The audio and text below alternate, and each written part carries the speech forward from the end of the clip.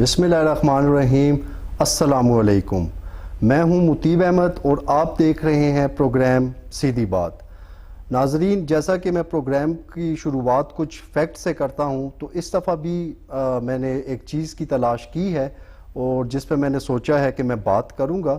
آج کل I T کا دور ہے اور ڈفرینٹ سورس آف انفارمیشن ہے، تو میری آپ سب دیکھنے والوں سے یہ ایک ریکویسٹ ہے کہ کسی بھی خبر کو بغیر تصدیق کے نہ پھیلایا کریں۔ آج کل کہا جاتا ہے کہ انفارمیشن کا ایک سیلاب آیا ہوا ہے کہ جس میں سے سچی خبر نکالنا ایک بڑا مشکل کام ہے اور اس کے ساتھ اتنا ہی ضروری بھی ہے۔ تو اس لیے میری یہ آپ سب سے ریکویسٹ ہے کہ خبر پھیلانے سے پہلے یا کسی پہ بات کرنے سے پہلے اس کی تصدیق لازمی کر لیا کریں، چونکہ اور یہ اسلام میں بھی یہی بات بتائی جاتی ہے کہ کسی بھی خبر کو پھیلانے سے پہلے یا اس انفارمیشن کو شیئر کرنے سے پہلے اس کی تصدیق کرنا بہت ضروری ہے۔ ناظرین، پروگرام میں آگے بڑھتے ہیں۔ آج ہمارے ساتھ ایک اور گیسٹ موجود ہیں جو کہ انتہائی انرجیٹک اور جن کا اگر یہ میں کہوں کہ ان کا تجربہ، ان کا شعور، ان کی تعلیم سے ہم لوگ بہت کچھ سیکھ سکتے ہیں، تو یہ غلط نہیں ہوگا۔ میرے ساتھ آج موجود ہیں جناب قاری راشد صاحب، جو کہ سابق تحریک انصاف کے بڑے سرگرم کارکن بھی رہ چکے ہیں، اس کے ساتھ ساتھ کنزیومر رائٹ پروٹیکشن کے چیئرمین بھی ہیں، اس کے ساتھ ساتھ جتنی سماجی معاشرتی جو بھی جہاں بھی جس کو بھی ضرورت پڑتی ہے آواز اٹھانے کی، یہ ان بے آوازوں کی آواز بن جاتے ہیں۔ قاری صاحب، welcome to the show. Thank you so much جی، تھینک یو سو مچ۔ کیسا لگا آپ کو ہمارے سیٹ پہ آ کے؟ ماشاءاللہ، یہ سیٹ ہزارے کی تاریخ میں یوں کہوں گا کہ روزنامہ شمال اور شمال سے وابستہ تمام ٹیم، بالخصوص نیاز پاشا جدون صاحب، یہ جو ان کا لگایا ہوا یہ جو پودا ہے آج یہ تناور درخت بن چکا ہے، اور ہزارہ میں شمال کو یہ اعزاز بھی حاصل ہے کہ انفارمیشن ٹیکنالوجی نے اب جتنی ترقی کی ہے تو اس کا سٹارٹ یہاں ایبٹ آباد کے اندر صحافت کے فروغ کے لیے شمال نے نرسری کا کردار ادا کیا، اور پھر مطیب ہمیشہ ہزارہ کے اندر جرنلزم کے فروغ کے لیے اور کلمہ حق ظالم اور جابر حکمران کے سامنے کہنے میں نیاز پاشا جدون کا اور شمال کا کوئی ثانی نہیں رہا۔ تو آپ کا یہ پروگرام ماشاءاللہ میں سمجھتا ہوں کہ حالات حاضرہ کے اوپر، اور جس طرح کہ آپ کا پروگرام ہے سیدھی بات، تو بات یہی ہے کہ جب سیدھی بات آپ لوگوں کو سمجھائیں گے تو پھر معاشرے کی بہت سارے بگاڑ کا سدھار ممکن ہو سکے گا۔ بالکل ایسا ہی ہے، ہم لوگوں کا بھی یہی مقصد ہے کہ حقائق کو سامنے لائیں اور اس طرح سے سامنے لائیں کہ لوگوں کو بالکل واضح ہو جائیں۔ قاری صاحب، بات کو آگے بڑھاتے ہیں۔ آپ یہ بتائیں کہ آپ نے اپنے پولیٹیکل کیریئر کا کیسے آغاز کیا اور کہاں سے کیا، اور ابھی آج کل کیا چل رہا ہے آپ کی پالیٹکس میں؟ موتیب، میں اپنے بارے میں اتنا صرف بتاؤں گا آپ کو کہ میں سٹارٹنگ سے پرائمری کی تعلیم میں نے کراچی سے حاصل کی، اور وہیں پہ میں نے قرآن کریم حفظ کیا، ترجمہ تفسیر تشریح کے ساتھ پڑھا۔ پھر میں ایبٹ آباد آ گیا۔ ایبٹ آباد میں نے گارڈن پبلک سکول سے میٹرک کی، گورنمنٹ کالج سے اپنی سٹڈیز مکمل کی، اور ایک طالب علم کی حیثیت سے ہم نے اپنی زندگی کا ایک سٹارٹ کیا، اور مجھے فخر ہے کہ ہم نے ایبٹ آباد کے اندر جو آج یونیورسٹیز بنی ہوئی ہیں، جو آج ایبٹ آباد بورڈ بنا ہوا ہے، تو اس میں اور طلباء کے لیے ہزارہ کے اندر سیکنڈ شفٹ چلانے میں، اور جو گورنمنٹ پوسٹ گریجویٹ کالج تھا، یہ کالج اس وقت صوبہ سرحد کا سب سے بڑا پوسٹ گریجویٹ کالج تھا پشاور یونیورسٹی کے بعد، تو پورے صوبہ سرحد کی جو کریم تھی وہ یہیں پہ آیا کرتی تھی، سوات سے، منگورہ سے، پشاور سے، کوہاٹ سے، تو دور دراز کے اضلاع سے بھی بچے آ کے یہیں پہ پڑھا کرتے تھے۔ تو بدقسمتی تھی، پورے صوبے میں ایک بورڈ ہوتا تھا، اور ہمارے بچوں کو ڈی ایم سی کے لیے بھی پشاور ٹریول کرنا پڑتا تھا۔ یہاں پہ ایک پوائنٹ میں تھوڑا سا آپ کا کلامی معاف ایڈ کرنا چاہوں گا کہ یہ اس ٹائم پہ اسٹوڈنٹ پالیٹکس آپ کے ٹائم پہ بڑی زیادہ ہوتی تھی اور وہاں سے بڑے انرجیٹک قسم کے لوگ یا رہنما یا میں لیڈر کہوں تو وہ ابھر کے آتے تھے. اب اگر دیکھا جائے کہ اسٹوڈنٹ پالیٹکس کا وہ زور نہیں رہا تو اس کی کیا وجوہات ہیں؟ دیکھیں موتی، بات یہ ہے کہ پہلے کالجز کم تھے، بہت زیادہ پرائیویٹ کالج ہو گیا. اب تو تعلیم کو ذریعہ معاش بنا لیا گیا ہے. اب تو یہ بہت بڑا ایک بزنس ہے. اب یوں کہہ لیں کہ ایجوکیشنز کے اندر بھی بہت مافیاز انوالو ہو گئے ہیں. اس وقت استاد اور طالب علم کے درمیان ایک بڑا تقدس کا رشتہ تھا. اور پورے صوبہ سرحد میں 2 یونیورسٹیاں ہوتی تھیں، ایک پشاور یونیورسٹی تھی، ایک گومل یونیورسٹی تھی. جنرل ضیاء نے بھٹو صاحب کو جب شہید کروایا، عدالتی قتل ہوا ان کا، تو اس کے بعد طلباء کی واحد ایک طاقت تھی کہ جس نے آمریت کو للکارا. یہ آپ نے یہاں پہ بولا ہے کہ بھٹو کو شہید کروایا گیا. جی، بھٹو کا پاکستان اور کی یہ جن کا آپ عدالتی، نام لے رہے ہیں انہوں نے شہید کروایا ہے. دیکھیں ذوالفقار علی بھٹو صاحب تھرڈ ورلڈ کے، پاکستان کے اندر شاید کچھ لوگوں کے نزدیک بھٹو صاحب کا کردار کچھ متنازع بھی ہوگا، لیکن ذوالفقار علی بھٹو صاحب جمہوریت کے فروغ میں اور پاکستان کو پوری دنیا میں، پاکستان کی، اب یوں کہہ لیں کہ پاکستان کی معیشت کو بہتر بنانے میں، پاکستان کے ایٹمی پروگرامز کے لیے اور پاکستان کے ایک عام آدمی کو زبان دینے والا شخص ذوالفقار علی بھٹو تھا. لیکن بہت سارے لوگ یہ کہتے ہیں کہ بھٹو صاحب خود ذاتی طور پہ ان کی شخصیت میں ایک ڈکٹیٹر پایا جاتا تھا، اور ان پہ یہ بھی بات، یہ بھی الزام لگتا ہے کہ سقوط ڈھاکہ میں بھی انہوں نے انہی کی وجہ سے ہوا تھا کہ جس ٹائم جمہوریت تھی اور الیکشن دوسری طرف شیخ مجیب الرحمان جیت چکا تھا اور یہ اس کو اقتدار منتقل نہیں کیا جا رہا تھا، کہ جس کی وجہ سے ہم دو لخت ہو گئے. موتی بھائی، تاریخ میں ہر چیز کا ذکر بڑی تفصیل کے ساتھ موجود ہے. آج ہم شاید اس پروگرام کے اوپر ہم پورا پروگرام کر سکتے ہیں، لیکن ہر ایک کا اپنا اپنا نقطہ نظر ہے، ہر ایک کا اپنا اپنا زاویہ نظر ہے. تو میں یہ نہیں سمجھتا، شاید جو لوگوں کی پرسیپشنز ہیں، میں یہ سمجھتا ہوں کہ بھٹو صاحب نے طلباء کو ان کے رائٹس دیے، اور تنظیم جتنی طلباء کی اسٹوڈنٹ یونینز کو بھٹو صاحب کے ٹائم میں اسٹرینتھن ہوئی. اور پھر دیکھیں جب بھٹو صاحب کو تختہ دار پر پہنچایا گیا تو سب سے زیادہ احتجاج اگر پاکستان میں کسی نے کیا وہ طلباء نے کیا. تو آپ نے جس طرح اپنے پروگرام کے انٹرو میں کہا کہ اب تو ایک سیلاب آیا ہوا ہے اور کوئی بھی نہیں ویریفائڈ کر رہا کہ کون کیا ہے، جو بات کوئی کر رہا ہے اس کا اپنا بیک گراؤنڈ کیا ہے. تو ذوالفقار علی بھٹو صاحب کے بارے میں اتنا ضرور کہوں گا کہ ذوالفقار علی بھٹو نے اپنے ان ادوار کے اندر پاکستان کو دنیا کی قوموں میں ایک بڑا مائناز نام دیا. اور بھٹو صاحب نے بحیثیت وزیر خارجہ، بھٹو صاحب نے ان کے وہ الفاظ بھی قوم کو کبھی نہیں بھولیں گے کہ ہم گھاس کھائیں گے مگر ہم اپنا ایٹمی پروگرام انشاءاللہ بنا کے دکھائیں گے. اب الگ بات ہے کہ کسی کو بھٹو صاحب سے، پیپلز پارٹی سے لاکھ اختلاف ہو کہ پاکستان کے اندر ایک بہت بڑے فتنے کو مرزائیت کے خلاف انہوں نے، اور پھر پاکستان کا ایک متفقہ آئین لینے والی شخصیت بھٹو صاحب کی تھی. آج جس آئین کے اوپر جس کا حلیہ بگاڑ دیا گیا ہے، اس آئین کو بنانے میں بھٹو صاحب کا بہت بڑا کردار تھا. اور آج شاید بھٹو صاحب کے جو سیاسی جانشین ہیں وہ شاید اس ویژن کو نہ پا سکیں، شاید اس نظر کو نہ پہنچ سکیں.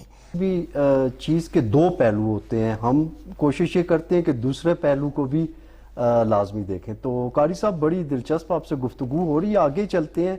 بھٹو صاحب کے بعد پھر آگے 75 سال کی ہماری ٹوٹل تاریخ ہے. اس 75 سال اتنی ہی تاریخ ہمارے ساتھ انڈیا کی بھی ہے، بنگلہ دیش کی بھی ہے، چائنا کی بھی ہے. یہ وہ ممالک ہے کہ جو کہ اس ٹائم ترقیوں کی بلندیوں کو چھو رہے ہیں، اور ایک ہم ہیں کہ زوال ہم سے ہٹ ہی نہیں رہا. تو آپ کیا سمجھتے ہیں کہ وہ کون سی ایسی قوتیں تھیں یا وہ کون سے ایسے لوگ تھے کہ جنہوں نے ہم لوگوں کو اس نیش تک پہنچایا؟ بہت ہی اچھا آپ نے سوال کیا.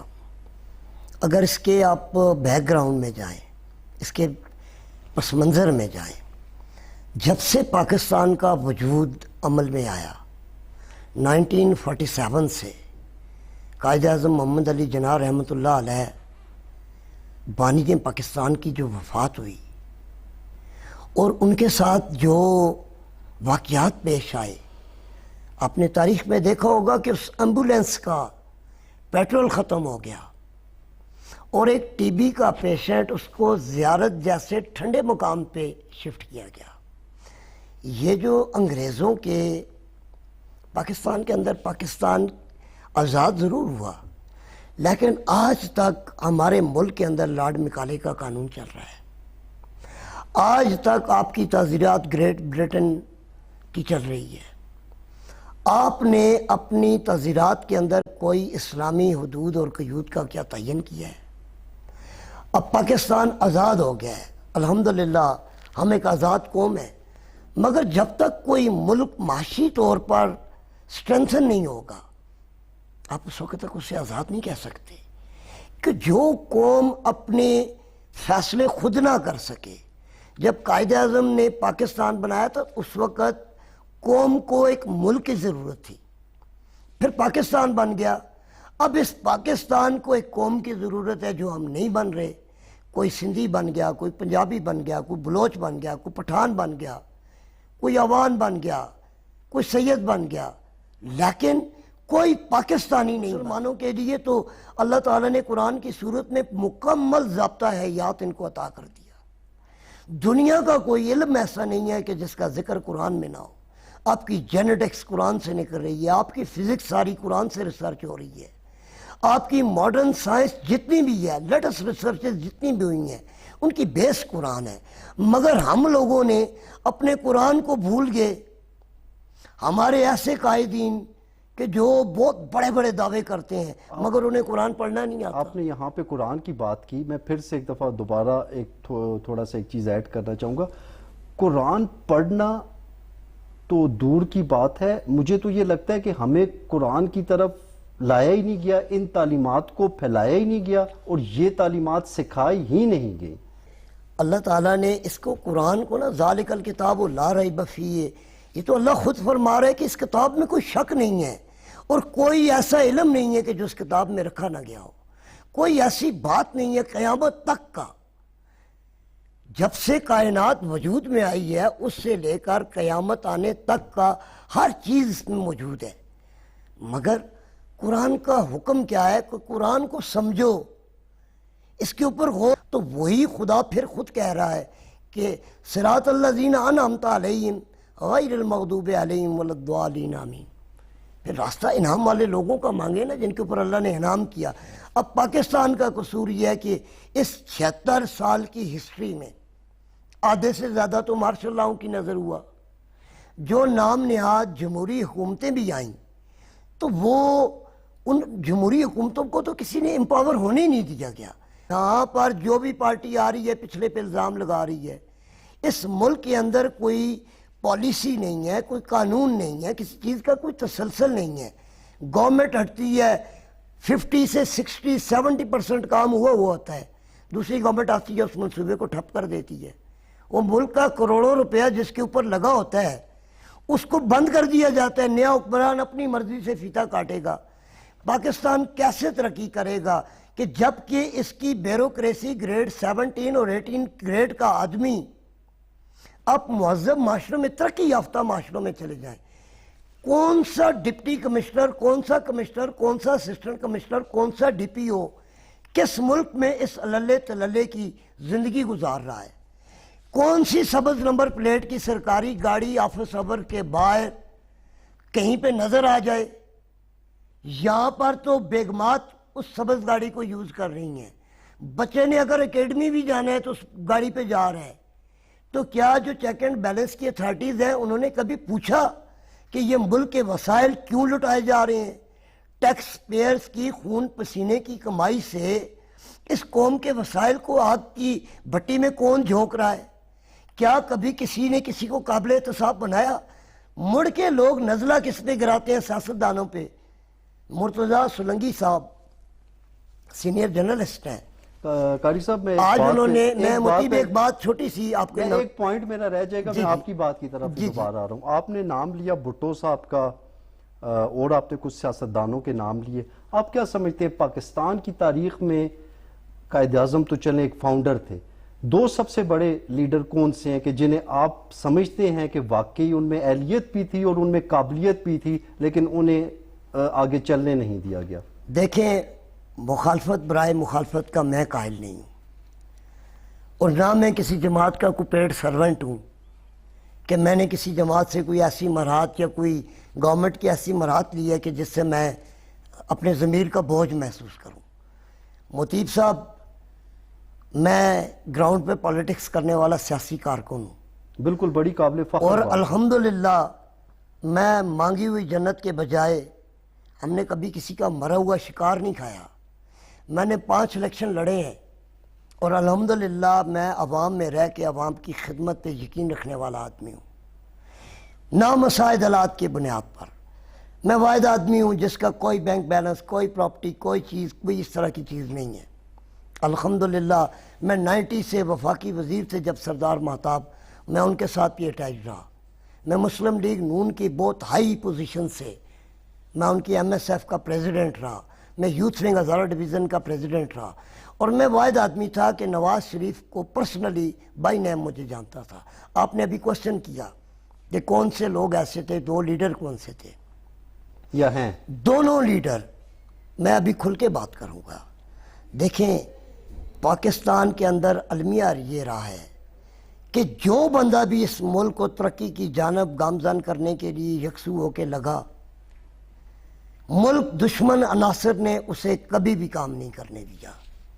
نمبر 1 آپ نواز شریف کو لے لیں، آپ 90 کے پاکستان کو دیکھیں. نواز شریف کے 3 ادوار میں تینوں کے تینوں اس نے مکمل نہیں کیے، مگر پاکستان کی ترقی اور تعمیر میں جتنا کردار نواز شریف نے ادا کیا شاید کسی اور حکمران کے سمت نہ آیا ہو. لیکن قاری صاحب 2016 میں نواز شریف کی حکومت میں سب کچھ بالکل سموتھ سیلنگ ہو رہی تھی، ٹھیک چل رہا تھا، اکانومی ٹھیک تھی، ٹیررزم ختم ہو رہا تھا. پھر وہ کون سے ایسے حالات اور واقعات ہوئے کہ ان کو ہٹانا پڑا اور کسی اور کو لانا پڑا؟ آپ ابھی بھی نوٹ کریں نا، آپ ابھی بھی نوٹ کریں، پاناما کا کیس آیا، ہم سب مسلم لیگ نون میں نہیں تھے، ہم تو پی ٹی آئی کا حصہ تھے.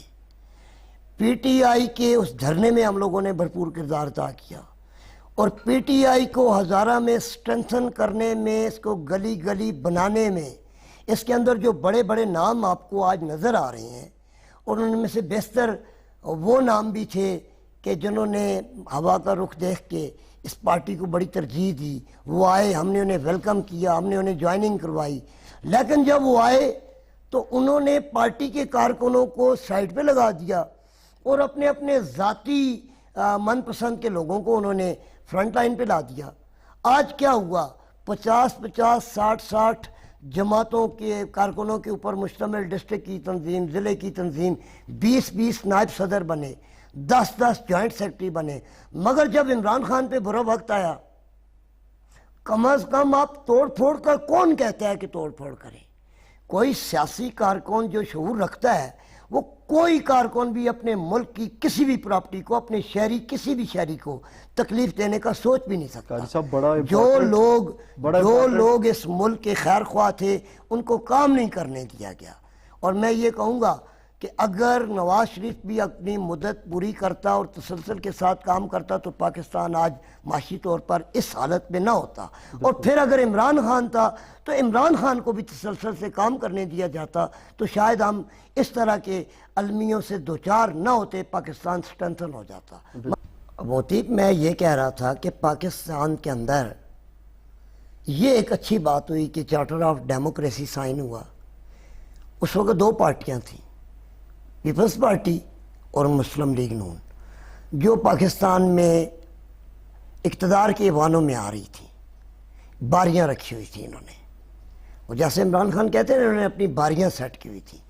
مگر ان باریوں سیٹ ہونے میں بھی ایک بات اچھی ہوئی کہ ایک جمہوری حکومت کو جتنے ٹائم کے لیے عوام اپنی ووٹ کی طاقت سے منتخب کرتے ہیں تو اس کو، قاری صاحب پاکستان میں جمہوریت ہے؟ میں یوں کہوں گا کہ پاکستان کے اندر جمہوریت تو نہیں ہے، لیکن ابھی آپ نے بولا جمہوری حکومتیں، جمہوریت آپ کے نے بولا نام جمہوری حکومتیں، اور اب آپ کہہ رہے ہیں جمہوریت نہیں ہے. دیکھیں جمہوریت اس طرح ہوتی ہے نا کہ جو جماعتیں جمہوریت کا نام لے کے لوگوں کو بیوقوف بنا رہی ہیں، کیا ان جماعتوں میں جمہوریت ہے؟ کیا ان جماعتوں کے اندر کبھی ووٹ ہوئے ہیں؟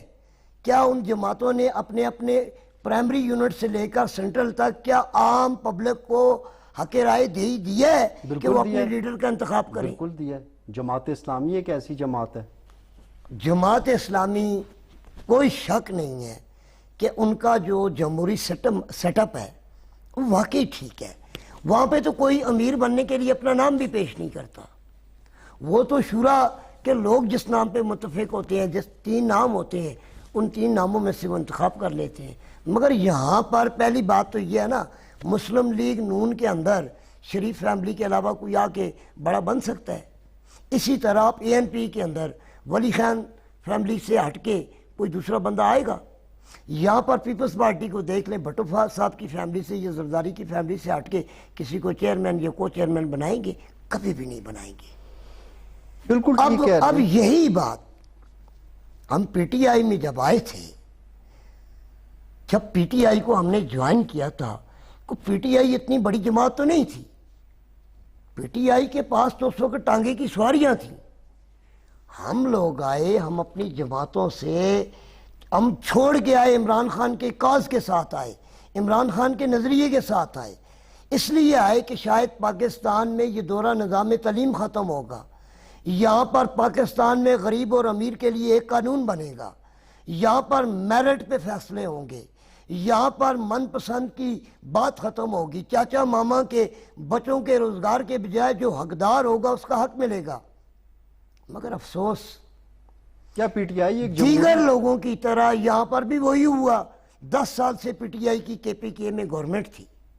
میں اس جماعت کا حصہ ہوں، مجھے فخر ہے. لوگ کہتے ہیں میں آج بھی PTI کا ایک ادنا کارکن ہوں، مگر اندھی تقلید کے بجائے سچ کو سچ کہوں گا. جو حق بات ہے حق بات کہوں گا. میں نہ تو کسی کا تنخواہ دار ملازم ہوں، نہ میں کسی کا پیڈ سرونٹ ہوں، اور نہ ہی میں حق اور سچ کی بات کو چھپانے کی بات کروں. قاری صاحب آپ نے جس طرح بولا ساری جماعتیں آئی ہیں اور ساری جماعتیں فیل ہو گئی ہیں، اس اتنے بڑے فیلئر کا اصل قصوروار کون ہے؟ اصل قصوروار یہ ہے کہ جمہوری سیٹ اپ کو کسی نے پنپنے نہیں دیا گیا. کسی نے اور پھر جب جمہوری گورنمنٹ کسی سے مراد آپ یوں سمجھ لیں کہ کچھ ایسی قوتیں ہیں کہ جو ایکچول پاکستان کی حکمران، دیکھیں نا آپ جن لوگوں کو یہ ابھی نگران سیٹ اپ آ گیا، شہباز شریف آ گئے، عمران خان آ گیا، نواز، ان لوگوں کے پیچھے دیکھیں نا ان کو لانے والے کون لوگ تھے؟ کیا یہ صرف اور صرف عوام کی ووٹ کی طاقت سے آئے؟ یہاں پر کبھی RTS سسٹم بیٹھ جاتا ہے، کبھی کوئی لیڈر کسی کے کندھوں پہ سوار ہو کے آ کے وہ کیا عوام کی، پھر جو ان کو لانے والے ہوتے ہیں پھر وہی ان کو بیک بھی کر لیتے ہیں. اب پاکستان کے عوام کو چاہیے کہ وہ اپنی ووٹ کی طاقت سے، یہ جو آپ نے بولا ہے غیر جمہوری قوتیں، تو یہ غیر جمہوری قوت آپ کا یہاں پہ مراد قوم ہے؟ دیکھیں غیر جمہوری قوتیں، آپ اسٹیبلشمنٹ کا کردار پاکستان کی پولیٹکس سے منفی نہیں کر سکتے. آپ پاکستان کی سیاست سے دیکھیں نا، جنرل باجوہ صاحب کو عمران خان نے بڑا معتوب ٹھہرایا، مگر اس سے پہلے عمران خان صاحب بھی تو ان کی تعریفیں بھی کرتے رہے ہیں نا.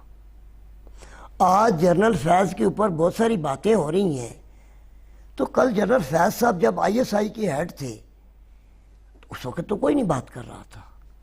بات یہ ہے کہ پاکستان کی قوم ایک سوراخ سے بار بار کیوں ڈسی جا رہی ہے. پھر یہ جمہوری لوگ، یہ سیاسی جماعتوں کے نام نہاد لیڈر ہی تو ہوتے ہیں جو اسٹیبلشمنٹ کی گود میں بیٹھ کے جو جمہوری فیصلوں کے بجائے ان کی من پسند کے فیصلے کرتے ہیں، اور جب آپس میں اختلاف ہو جاتا ہے تو ہم ایک دوسرے کو برا بھلا کہنے لگ پڑتے ہیں. ایسے نہیں ہوتا. تو جب ایک چیز آئے گی ان کی سپورٹ سے تو ظاہر سی بات ہے پھر انہوں نے فیصلے بھی ان کی مرضی کے مطابق کرنے ہوتے ہیں. دیکھیں جی، پاکستان ہے تو ہم ہیں، پاکستان ہے تو تمام ادارے ہیں، پاکستان ہے تو تمام سیاسی پارٹیاں ہیں۔ پاکستان کی موجودہ جو معاشی حالت اس وقت ہے، اور اس حالت کے باوجود بھی عوام کے ٹیکس کی جو کمائی ہے، وہ بیوروکریسی، وہ اسٹیبلشمنٹ، وہ وزراء مشرا یا جو سرکاری اہلکار ہیں، وہ اللہ تللوں سے ضائع کر رہے ہیں۔ تو کیا ان سے کسی نے پوچھا ہے؟ کون سے آپ کی تحصیل، آپ کی بلدیاتی نظام کی گورنمنٹ کو ہو گیا 1 سال؟ لیکن جب پوچھا جاتا ہے تو پھر کوئی ریکارڈ جمع نہیں کروایا جاتا۔ دیکھیں نا، قصوروار کون ہے؟ یہ توشہ خانہ کا کیس ہے، اس میں جس ٹائم کورٹ نے 20 سال کا ریکارڈ مانگا ہے تو سارے ریکارڈ کو سائیڈ پہ کر دیا گیا، صرف ایک ریکارڈ سامنے آیا ہے۔ دیکھیں سارا ریکارڈ پبلشڈ ہے، پھر تو اس میں سارے قصور سارا ریکارڈ پبلشڈ ہے نا۔ یہی تو میں کہہ رہا ہوں کہ مطلب آپ جب کہہ رہے جس ہیں کو سلیکٹیو جسٹس ہے، سلیکٹیو جسٹس ہونا غلط ہے۔ سلیکٹیو جسٹس کی بات کریں، یہاں پر میں ایک بات کھل کے کہنا چاہتا ہوں، بھلے میرے اوپر فتویٰ لگا دیں، جو طاقتور اور بااثر اور بااختیار ہوتے ہیں ان کے لیے کعبے کے دروازے بھی کھل جاتے ہیں اور عدالتوں کے دروازے بھی کھل جاتے ہیں، اور جو عام آدمی ہے نہ ان کے لیے کبھی کعبے کا دروازہ کھلتا ہے اور نہ کبھی عدالت کا دروازہ کھلتا ہے۔ پاکستان کے اندر ہزاروں کیسز پینڈنگ پڑے ہوئے ہیں، لیکن یہ آپ مان ہزاروں کیسز پینڈنگ پڑے ہوئے ہیں۔ کیا جوڈیشری نے کبھی میرٹ پہ ان کیسز کا بھی فیصلہ سنایا؟ لیکن جوڈیشری پاکستان کی معیشت کے لیکن اوپر جوڈیشری تو خود، یہ جوڈیشری جسٹس شوکت عزیز صدیقی کا میں یہاں نام لینا چاہوں گا، وہ خود ٹی وی پہ آ کے بارہا یہ کہہ چکے ہیں کہ ہمیں تو اپنی نوکریوں کی فکر ہوتی ہے۔ تو جب ایک جسٹس براہ راست ٹی وی پہ آ کے یہ کہہ رہے کہ ہمیں اپنی نوکری کی فکر ہے تو وہ پھر انصاف کیسے کریں گے؟ دیکھیں نا، یہ بات تو میڈیا پہ ریکارڈ پہ آ چکی ہے کہ پاکستان کی عدلیہ کے ایک سابق چیف جسٹس اوتھ پہ بیٹھ کے، اوتھ ٹیکنگ دے کے آن دا ریکارڈ پوری قوم کے سامنے بیٹھ کے ان لوگوں کے نام ہائی لائٹس کر رہے ہیں، تو پیچھے کیا رہ جاتا ہے؟ ہم لوگ تو ان کی سنی ہوئی بات کو آگے دہرائیں گے نا۔ تو جو سیٹ پہ بیٹھے ہوئے خود ایک چیز کا اعتراف کر رہے ہیں، تو کیا اس چیز کے اوپر چیف جسٹس نے نوٹس لیا؟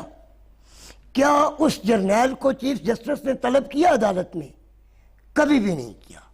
یہاں یہی تو کہہ رہا ہوں کہ جو صاحب حیثیت لوگ ہوتے ہیں، جو صاحب طاقت لوگ ہوتے ہیں، ان کے لیے تو کعبے کا دروازہ بھی کھل جائے۔ یہ کعبے کے دروازہ کھولنے کے بجائے کبھی کبھی کسی نے فلسطین کے مسلمانوں کے لیے آواز بلند کی، کبھی کسی نے کشمیر کے مسلمانوں کے لیے آواز بلند کی۔ ان سے زیادہ ضروری تو اس ٹائم ابھی آپ جس طرح یہ دیکھیں، فیصل آباد میں ایک واقعہ ہوا ہے، اس کی بھی بڑی یہاں پہ ایک بازگشت چلی ہوئی ہے۔ تو ہمارے ملک کے اندر ہی سب سے پہلے تو ہمیں اس چیز کی ضرورت ہے کہ ڈائیورسٹی لائیں، ٹھیک ہے؟ اگر کوئی غلط کرتا ہے اس کی شدید الفاظ میں مذمت کرنی چاہیے، لیکن قانون کو بھی ہاتھ میں نہیں لینا چاہیے۔ دیکھیں جی، میں سرکار مدینہ خاتون النبیین صلی اللہ علیہ وسلم کی ایک حدیث اپنے سامعین کی نظر بھی کروں گا، اور اس معاشرے کے لیے ضروری ہے کہ المسلم من سلم المسلمون من لسانہ و یدہ، کہ تم میں سے بہترین مسلمان وہ ہے کہ جس کے ہاتھ اور زبان سے دوسرا مسلمان محفوظ رہے۔ اور پھر اسلام تو مذہبی امن اور آشتی کا ہے، یہ تو صلح اور سلامتی کا مذہب ہے۔ ہم اس نبی کی امتی ہیں۔ یہ جو واقعہ پیش آیا جڑاں والا میں، بحثیت پاکستانی کے، بحثیت ایک مسلمان کے، اس کی جتنی بھی مذمت کی جائے کام ہے۔ نہ تو کسی قانون کو ہاتھ میں لینے کی اسلام اجازت دیتا ہے، نہ ریاست اجازت دیتی ہے۔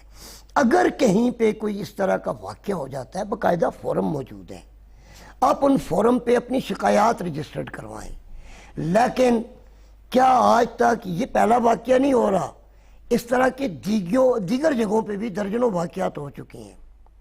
جوزف کالونی میں واقع ہوا، اس سے پہلے فیصل آباد میں اس طرح کا واقعہ ہوا۔ یا مسیح برادری ہمارے بھائی ہیں، وہ ہمارے ساتھ رہتے ہیں، جس طرح ہم پاکستانی ہیں، جو پاکستان میں رہتا ہے اتنا ہی وہ بھی محب وطن پاکستانی ہے۔ یہاں پر ہم کسی بھی قوم، ذات، قبیلے، مذہب، مسلک، فرقے کی بات نہیں کریں گے۔ جب پاکستان کی بات آئے گی، پاکستان کے اندر رہنے والے تمام کے تمام لوگ پاکستانی ہیں اور پاکستان کا قانون سب کو ایک نظر سے دیکھتا ہے. ہم کسی بھی مذہب کے خلاف کہیں پہ بھی اس کی عبادت خواہ کے خلاف کوئی بھی واقعہ ہوگا اس کی پرزور نہ صرف مذمت کرتے ہیں بلکہ ہم یہ کہیں گے کہ کسی کو بھی قانون اپنے ہاتھ میں لینے کی اجازت نہیں ہونی چاہیے. اس ساتھ بات کو آگے بڑھاتے ہیں. بالکل ایسا ہی ہے, لیکن کسی کو یہ حق بھی نہیں پہنچتا کہ وہ ہمارے دینی جو جذبات ہیں ان کو مجروح کرے یا ان کو ٹھیس پہنچائے. اس کو بھی اس چیز کی رسپیکٹ کرنی چاہیے. پروگرام کا سلسلہ آگے بڑھاتے ہیں. قاری صاحب, یہ 9 مئی کے واقعات کے بارے میں آپ کیا کہتے ہیں کہ یہ ایک بڑا بہت ہی تکلیف دہ اور جتنی مذمت اس کی جائے یہ ایک ایسا ایونٹ ہمارے ملک میں ہوا ہے کہ جس کی کوئی تاریخ نہیں ملتی, تو یہ کیسے ہوا ہے جی؟ دیکھیں, ہر ایکشن کا ری ایکشن ہوتا ہے اور وہ ری ایکشن ہونا تھا. 9 مئی کا جو واقعہ ہے ہم بھی اس کی مذمت کرتے ہیں کہ پاکستان کے شہداء کی یادگاروں کو, پاکستان کی سلامتی کے ان اداروں کو, پاکستان کے اندر منافرت جو پھیلائی جا رہی ہے یا ان اداروں کے اوپر جو حملے کیے گئے, اس کی کوئی بھی ذی شعور کبھی بھی حمایت نہیں کرے گا, اس کی مذمت کرے گا. مگر یہ کیوں ہوا, یہ بھی ایک سوچنے کی بات ہے. پھر جو ریاست کے اندر لا کی سپرمیسی کی بات کرتے ہیں, جو قانون کی عملداری کی بات کرتے ہیں, پھر ان قوتوں کو بھی یہ سوچنا چاہیے کہ کہیں ہم لا کو وائلیٹ تو نہیں کر رہے. پاکستان کے اندر جماعتوں کے اندر جو کارکن ہیں ان کی بیسک تربیت کا کوئی انتظام ہے ہی نہیں ہے. بات بات کی بولیاں بولنے والے جب لوگ آئیں گے, ہر ایک کے اپنے اپنے نظریات ہوتے ہیں. جہاں پر اچھے لوگ ہوتے ہیں وہاں پر شر پسند بھی بیچ میں آ جاتے ہیں. اور جن لوگوں نے بھی ایسی کوئی حرکت کی ہے, جو فورینسنگ سے ان کی ساری چیزیں سامنے آئی ہیں, جن کی ایویڈنس ہے, ہر جگہ پہ CCTV کیمرے لگے ہوئے ہیں, جو لوگ انوالو ہیں وہ تو اپنے کیفر کردار تک پہنچیں گے. مگر ہم یہاں پر گورنمنٹ سے کہیں گے, موجودہ گورنمنٹ سے کہیں گے کہ آپ ظلم اور بربریت کی انتہا نہ کریں. جس طرح کراچی میں ایک واقعہ ہوا, لاہور میں ایک واقعہ ہوا, ایک بے گناہوں کو پکڑ کے اندر ڈالا جا رہا ہے. ایسے بھی نہیں ہونا چاہیے. جو انوالو ہے, جو کسی سماج دشمن عناصر کا کلپریٹ ہے یا ملک کے خلاف کسی سازش میں ملوث ہے, اس کو کیفر کردار تک پہنچانا چاہیے. مگر آپ کسی شریف شہری کو, احتجاج ہر شہری کا حق. قاری صاحب, یہ جو 9 مئی کا واقعات ایک پرمذمت واقعہ ہوا ہے, اس کے بعد یہ جو ایک سیاسی جماعت کا تتر بتر ہونے کا پروسیس سٹارٹ ہوا, اس میں جو پریس کانفرنسز ہو رہی ہیں, اس کے پیچھے کیا سائنس تھی جی؟ دیکھیں موتیب صاحب, مجھے اپنی جماعت کے اندر رہ کے, میں 2.5 سال سے جب پارٹی اقتدار میں تھی, پارٹی کے اندر رہ کے میں ان چیزوں پہ آواز اٹھاتا ہوں. ہم عمران خان کی قیادت میں یہ نعرے لگایا کرتے تھے, ہم جسٹس صاحب کی بحالی کے لیے, افتخار محمد چودھری اور سپریم کورٹ کے ججز کی بحالی کے لیے ہم نے تحریکوں میں اسلام آباد سے لے کر KPK تک کوئی جگہ نہیں چھوڑی جہاں پہ ہم نے پروگرامز نہ کیے ہوں, ہم نے عدلیہ کی حمایت میں مظاہرے نہ کیے ہوں. مگر عدلیہ کو بھی نظریہ ضرورت کے دروازے کو بند کرنا چاہیے.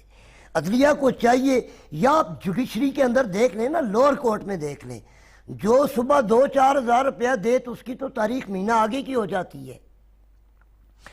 یہاں پر کیا اوپر الراشی والمرتشی کلاہما فی النار لکھا ہوتا ہے, تو کیا آپ کو نظر نہیں آ رہا ہوتا کہ حدیث کے نیچے بیٹھ کے PN بھی لے رہا ہوتا ہے, بابو بھی لے رہا ہوتا ہے, اسٹینو بھی لے رہا ہوتا ہے, جس کا ہاتھ پڑتا ہے لے رہا ہوتا ہے. قاری صاحب, 1.5 سال کی حکومت رہی, گزر گئی, ختم ہو گئی, اب آگے الیکشنز ہونے ہیں, تو اس حکومت کی پرفارمنس اور الیکشنز کے حوالے سے آپ کیا کہنا چاہتے ہیں؟ الیکشن بڑا اچھا کوسچن کیا ہے. اس سے پہلے بھی 2 صوبوں میں جو ڈیفائنڈ ٹائم پیریڈ تھا 90 دن کا, ان میں الیکشن نہیں ہو سکے. آپ دیکھیں نا, آئین کی خلاف ورزی تو ہوئی ہے نا. چیف جسٹس صاحب نے سو موٹو ایکشن لیا تھا نا, انہوں نے تو آرڈر کر دیا تھا, ڈیٹ اناؤنس کر دی تھی, نہیں ہوئے. اب یہ رجیم چینج کی باتیں ہوتی ہیں، گورنمنٹ تبدیلی کی باتیں ہوتی ہیں، نئی گورنمنٹ آ گئی، اب معاشی عدم استحکام کی بات ہو رہی ہے۔ اگر فیکٹ پہ بات کی آپ کے جائے، تو لیڈر مانتے ہی نہیں ہیں سپریم کورٹ کو۔ اگر فیکٹ پہ بات کی جائے تو کیا یہ لوگ اپنے آپ کو جو محب وطن اور جمہوری کہتے ہیں، کیا انہوں نے پاکستان کے استحکام کے لیے کبھی ایک دوسرے کو سپورٹ کیا؟ یہ ملک میں عدم استحکام پھیلانے کی باتیں ہو رہی لیکن قاری ہیں۔ صاحب، آپ یہ نواز شریف کی بات آپ سے ہو رہی تھی، ایک ٹائم پہ انہوں نے بولا تھا ووٹ کو عزت دو، اور آج انہی کے چھوٹے بھائی کہہ رہے ہیں کہ میں فلاں کی آنکھوں کا تارا ہوں، تو یہ پھر کس قسم کے دیکھیں، تضاد ہے؟ جماعت کے اندر جماعت کا جو لیڈر ہوتا ہے پالیسی اس کی چلتی ہے۔ اس وقت جیسے پی ٹی آئی کے اندر پالیسی کس کی چلے گی؟ پالیسی عمران خان کی چلے گی۔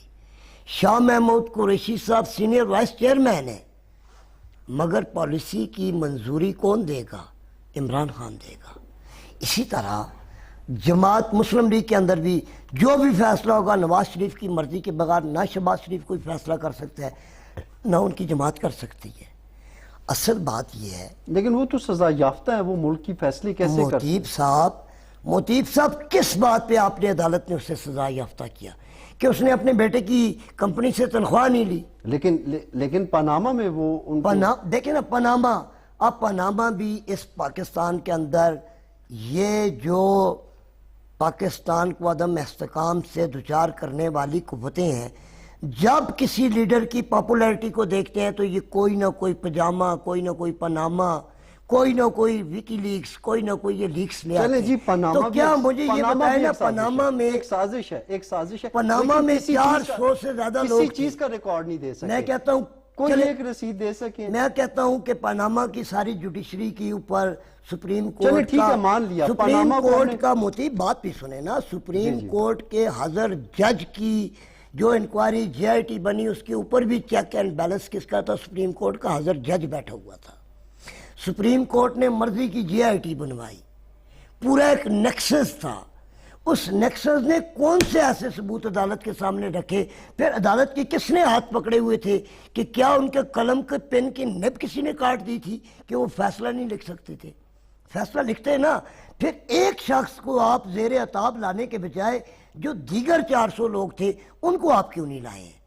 اسی طرح عمران خان صاحب کی جماعت جب آئی تھی تو بلا روک ٹھوک آپ یوں کہہ لیں نا کہ احتساب سب کا، یہ ہمارا نعرہ تھا نا کہ احتساب ہوگا، تو کس کا احتساب ہوگا؟ پاناما پہ ہم رہتے ہیں، پاناما میں جس ٹیم میاں صاحب کا نام آیا، یہ بیسیکلی ایک پبلک آفس ہولڈر تھے، تو ایک پبلک آفس آپ ہولڈر نے پاناما کی، آپ کے پاس ابھی آپ پروگرام کر رہے ہیں، آپ کے پروڈیوسر صاحب کو کہیں پاناما کی لسٹ نکال کے دے دے، پاناما کی لسٹ نکالے، اس میں ایک نواز شریف ہی نہیں ہے، اس میں آپ کی پی ٹی آئی کی بہت سارے لوگ بھی تھے جو آف شور کمپنیز کے مالک تھے۔ ان کا نام بتائیں آپ۔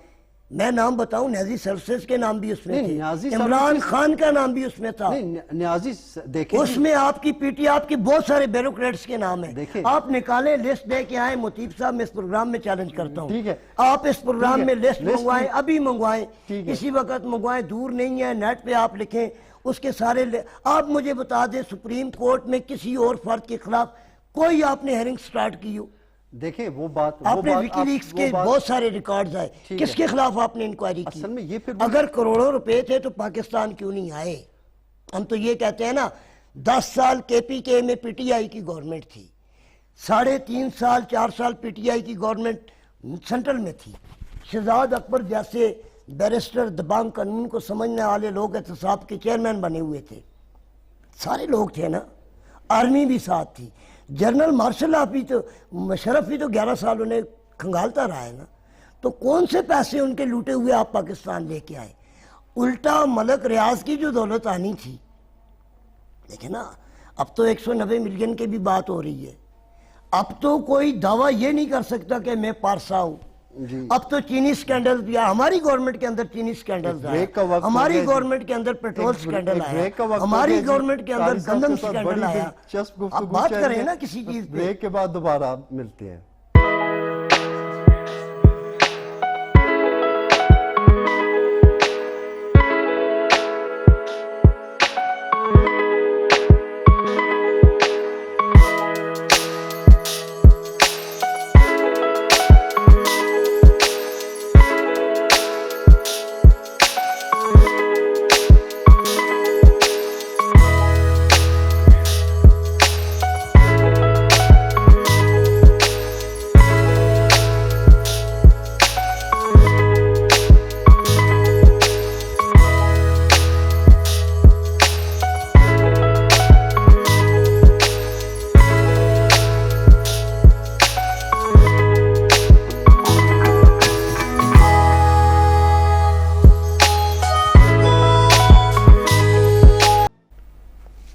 ویلکم بیک جی.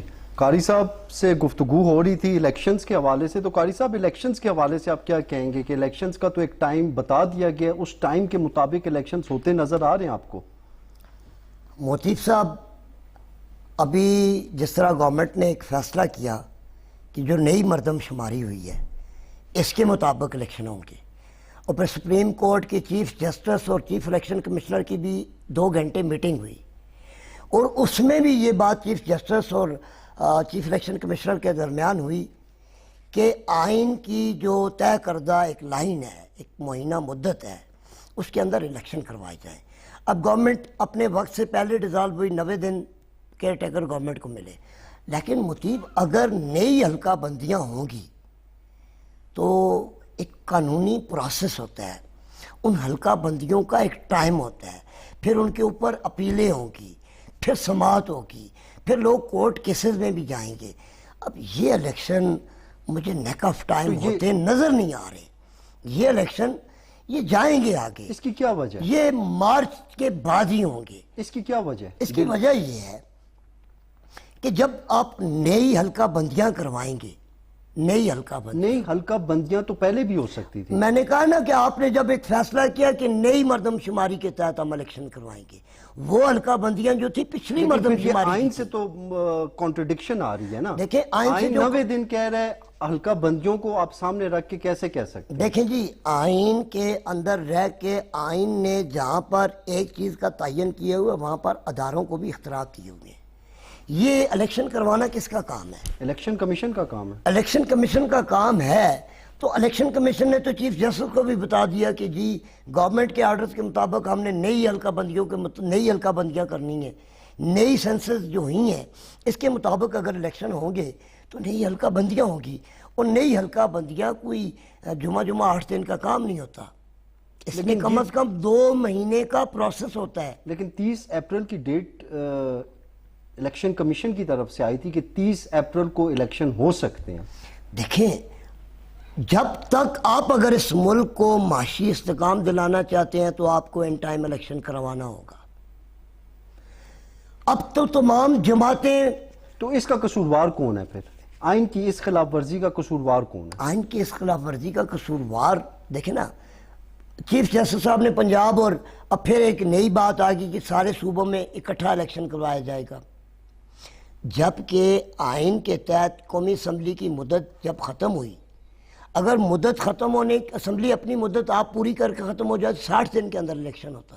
لیکن اس کا 1 دن پہلے 2 دن پہلے جب ختم ہوتی ہے تو 90 دن کے اندر الیکشن کروانا ہوتا ہے. مگر جب آپ ایک طرف آپ کیئر ٹیکر سیٹ اپ 90 دن کا آتا ہے یا 60 دن کا آتا ہے, اب ان کا کام صرف اور صرف یہ ہے کہ وہ غیر جانبدارانہ شفاف الیکشن کروانے میں الیکشن کمیشن آف پاکستان کی معاونت کریں. الیکشن کی ڈیٹ الیکشن کمیشن نے اناؤنس کی. آئین کے بتائے ہوئے ٹائم کے بعد تو حکومت کا کوئی لیگل سٹیٹس نہیں رہتا لیگل سٹیٹس, مگر شاید اب تو سپریم کورٹ میں پٹیشنیں بھی بہت ساری چلی گئی ہیں کہ جی رائٹ ٹائم پہ الیکشن کروائے جائیں. اور میں مطیب یہاں پہ آپ کے پروگرام کی وساطت سے بھی کہوں گا کہ پاکستان کے اندر جب تک کوئی مضبوط جمہوری حکومت نہیں آئے گی, پاکستان کی سمت کا تعین کرنے کے لیے جب تک عوام کی طاقت سے کوئی حکمران نہیں بنے گا, تو اس وقت تک آپ اس ملک کو معاشی استحکام سے نکال نہیں سکتے. بالکل قاری صاحب, آپ اس ملک کو معاشی ایک چیز وہ اسی پوائنٹ پہ دوبارہ آنا چاہوں گا کہ یہ جو آئین ایک ہماری ملک کی ایک پورا وہ بک ہے کہ جس کے ذریعے پورا ملک چلتا ہے, اس کی خلاف ورزی بارہا ہو رہی ہے اور بیک ٹو بیک ہو رہی ہے, تو اس کا قصوروار کون ہے؟ دیکھیں, یہ جو حکمران ہوتے ہیں آپ ان کو اگر دیکھیں نا, پاکستان کے اندر آئین کی خلاف ورزی آج پہلی بار نہیں ہوئی ہے. آئین کی خلاف ورزی اس وقت نہیں ہوئی تھی جب جنرل مشرف وردی میں صدر بنا تھا.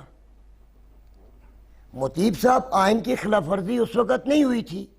مجھے بتائیں نا, جتنی بھی جمہوری گورنمنٹیں گزری ہیں کیا ان میں کہاں آئین کی خلاف ورزیاں نہیں ہوئی ہیں؟ آئین تو آپ کا یہ بھی کہہ رہا ہے نا کہ قرآن اور سنت سپریم لا ہوگا, تو پھر آئین پہ تو کیوں نہیں اس کی خلاف ورزی ہو رہی ہے؟ تو پھر اس پہ عمل درآمد کو آپ گریٹ بریٹن کے ایکٹ کے تحت آپ فیصلے کر رہے ہیں, کون سا فیصلہ آپ نے قرآن کے اوپر نہیں، اس کیا؟ پہ پھر عمل کسی درآمد چور کا آپ نے ہاتھ کاٹا؟ نہیں، لیکن اس پہ عمل درآمد کرانے کی ذمہ داری کس کی؟ کس کی ہے؟ اسٹیٹ کی ہے، اسٹیٹ ریاست کی ہے نا۔ تو پھر مطلب کہ ریاست اس ٹائم آپ کو نظر نہیں آ رہی عمل درآمد ریاست کرتے ہوئے؟ اگر اپنا وجود دیکھیں، ریاست ہے مگر ریاست بھی اپنے من پسند کے فیصلوں کے اوپر عمل درآمد کروا رہی ہے۔ اگر چیف جسٹس صاحب بیٹھے ہوئے ہیں نا، اچھا پھر ریاست ہے، آئین نہیں ہے؟ دیکھیں آئین کی خلاف ورزی کون لوگ کرتے ہیں؟ آئین کی خلاف ورزی یا حکمران کرتے ہیں یا ریاستی ادارے کر رہے ہوتے ہیں۔ کون سے حکمران؟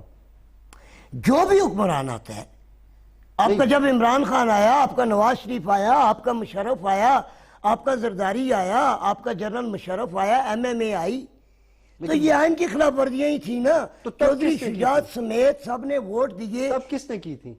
کس نے؟ آپ نے بولا ہے نا تب بھی ہوئی ہیں، آپ جس طرح سے کہہ رہے میں ہیں کہہ رہا ہوں پاکستان جب سے بنا ہے اس وقت سے لے کر اب تک کہاں آئین کو وائلیٹ نہیں کیا گیا؟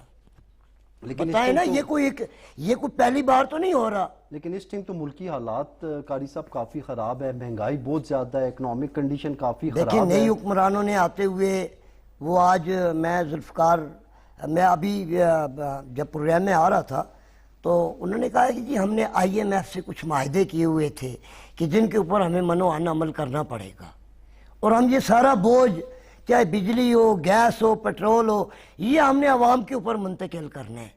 ان کی سبز نمبر پلیٹ والی گاڑیاں ڈالے گھوم رہے ہیں، یہ اپنے دفتروں کے اے سی نہیں بند کرتے، یہ اپنے دفتروں کے اپنے گھروں کے اے سی نہیں بند کرتے، ان کے کتوں کے اوپر بھی پنکھے لگے ہوئے ہیں، ان کا بل عوام دے رہی ہے۔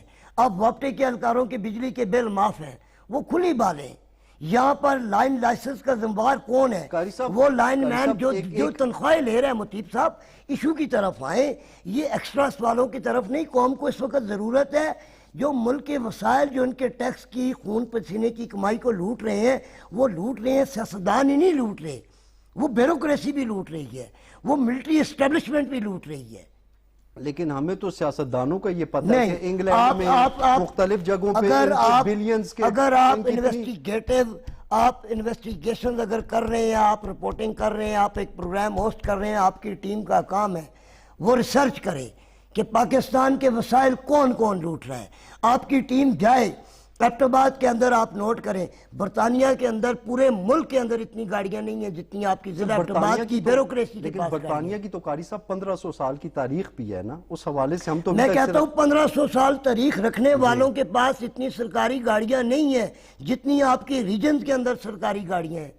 جتنا پورے ملک برطانیہ یو کے پورے بجٹ کا سرکاری ایکسپینڈیچر ان کے فیول کا سرکاری گاڑیوں کا نہیں ہے، جتنا آپ کا ہزارہ ڈویژن کے آفیسرز کا 17ویں اور 18ویں گریڈ کے اے سی اور S S P, S P, D P O اور ان کے جو پروٹوکولز ہیں۔ 90,000 سرکاری گاڑیاں صرف وفاق کے پاس ہیں، صوبوں کو چھوڑ کے۔ میں کہتا ہوں ان ابھی کے یہ پیٹرول پہ خرچہ 22 ارب روپیہ پر اینم آ رہا ہے۔ قاری صاحب کہہ ایک بات پروگرام کا میں ایک بات آپ کی بات کاٹ کے ایک بات کرنا چاہوں گا کہ اس مقروض قوم کے مال کے اوپر جو حکمرانی کر رہے ہیں نا، یہ آپ نے دیکھا ہوگا کہ پنجاب کے اندر ہر اسسٹنٹ کمشنر کے لیے، پنجاب کے اندر ہر ڈی سی کے لیے، کے پی کے اندر ہر اسسٹنٹ کمشنر، اب ایک اسسٹنٹ کمشنر نہیں ہے، ہر ڈپارٹمنٹ کا اسسٹنٹ کمشنر ہے۔ پولیس کے جوانوں کا کیا کام ہے کہ اس اے سی کے پیچھے 2 بندوقیں اٹھا کے ڈالے پہ 2 گنر بٹھا کے وہ لوگوں کے اوپر ڈیش مارتا پھرے۔ ایک مجسٹریسی نظام ہوتا تھا، اس ملک میں کوئی دکاندار اشیاء خرد و نوش کی قیمت اپنی مرضی سے زائد نہیں کر سکتا تھا، مگر آج درجنوں اسسٹنٹ کمشنرز ہیں، آپ کے 7 پرائس مجسٹریٹ ہیں۔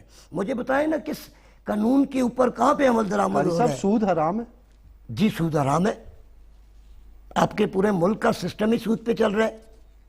اعلان جنگ ہے پوری، میں کہتا ہوں چاہے کوئی انڈیویجول یا گورنمنٹ، اللہ کے ساتھ یہ قرآن نے جب کہہ دیا یہ سود حرام ہے، جنگ ہے تو جنگ ہے۔ پھر یہ جو آئی ایم ایف سے ہم نے قرضہ لیا ہے اس پہ ہم لوگوں نے میں تو یہی کہہ رہا ہوں کہ ہمیں عمران خان کے لفظ سن کے شادیانے کیوں بجا رہے ہیں؟ ہم عمران خان کا ایک سود کے خلاف آواز نہیں اٹھا ہم رہے ہیں۔ عمران خان کا یہ بیان سن کے بڑے خوش ہوئے کہ ہم آئی ایم ایف کے پاس نہیں جائیں گے، لیکن آئی ایم ہم ایف خودکشی کر لیں گے۔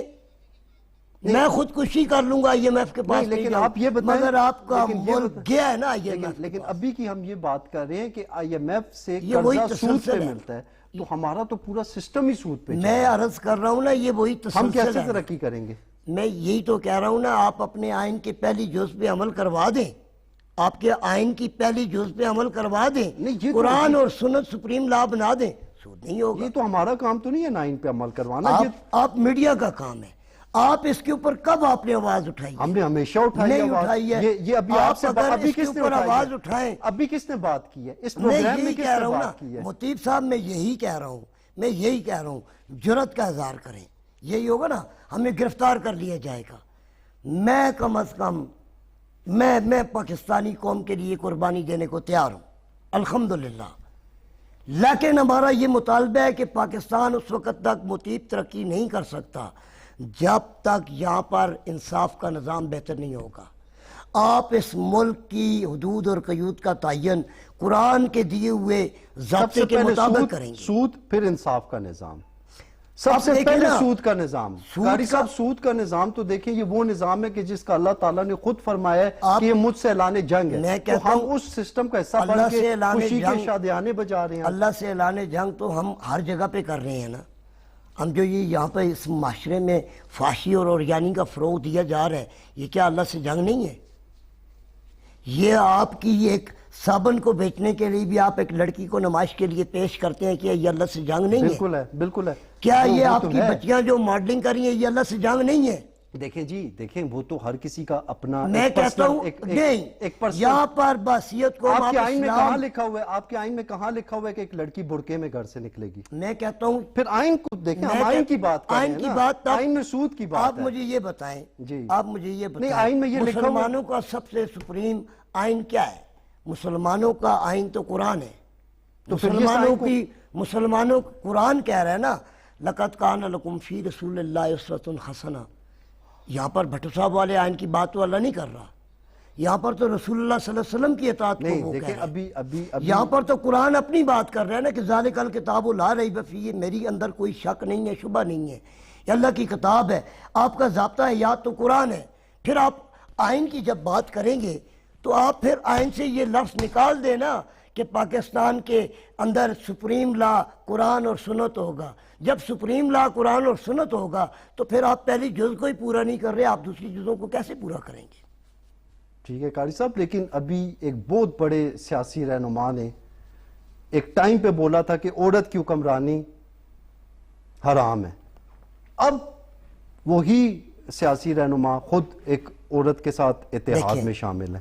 عورت کی تو یہ کیا ہمارا مفاد جہاں پہ آئے گا وہاں پہ جائز نہ جائز سب کچھ؟ یہ مطیب صاحب، یہ ایک مذہبی معاملہ ہے، علماء کرام نے اس کے اوپر درجنوں بحثیں کر چکے ہیں، ہم اس بحث میں نہیں پڑھنا چاہتے، لیکن عورت کو وراثت میں اگر آدھا حصہ دیا گیا ہے، دو عورتیں مل کے ایک گواہ بنتی ہیں، مرد کی گواہی کو مکمل اور عورت کی گواہی کو آدھی گواہی۔ لیکن جج تو ایک ہی بیٹھی ہوتی ہے، اگر عورت کی گواہیاں دو ہیں تو خاتون ججیں بھی پھر ججز دو ہونی چاہیے نا۔ میں عرض کر رہا ہوں، دیکھیں گواہیاں دو ہیں، جج ایک ہے۔ میری بات سنیں نا، جی، وراثت کا قانون اللہ نے قرآن میں دے دیا، بالکل دے دیا، عمل کس پہ ہو رہا ہے؟ اسی پہ ہو رہا ہے۔ بے شک، بیٹے کو ثابت حصہ، بیٹی کو آدھا حصہ۔ کبھی آپ نے دیکھا ہے کہ بیٹی کو بھی آدھا حصہ؟ وہ بھی تو اسی ماں باپ کی بیٹی ہے، بالکل، مگر اس کو آدھا حصہ دینے سے بھی عوام معاشرہ گریز کر رہا ہے۔ ہم نے کئی ایسی بیویاں دیکھی ہیں، کئی ایسی بیٹیاں جن کے آباء و اجداد اس جائیداد کو باہر جانے سے بچانے کے لیے ان کی شادیاں نہیں کر رہے۔ بالکل قاری صاحب، پروگرام کا وقت ختم ہو گیا جی، بڑی زبردست دلچسپ گفتگو ہوئی ہے میری قاری صاحب کے ساتھ، بہت کچھ سیکھنے کو ملا ہے، آپ کو بھی بہت کچھ سیکھنے کو ملے گا۔ قاری صاحب بیسیکلی ایک وہ شخصیت ہے کہ جو دل سے بات کرتے ہیں اور جو اس معاشرے میں جو ظلم کیے جا رہے ہیں، جو زیادتیاں ہو رہی ہیں، جو لاقانونیت ہے، اس کو سمجھتے ہیں اور اس پہ کھل کے بولتے ہیں، تو اسی لیے ہم لوگ بھی ان کے ساتھ کھل کے بات کرتے ہیں۔ انشاءاللہ ان سے کسی اور دن پھر سے ایک نشست ہوگی، کیونکہ ابھی ہمارے بہت سارے ٹاپکس باقی رہ گئے ہیں۔ اجازت دیجئے ناظرین اس پروگرام میں، اللہ حافظ۔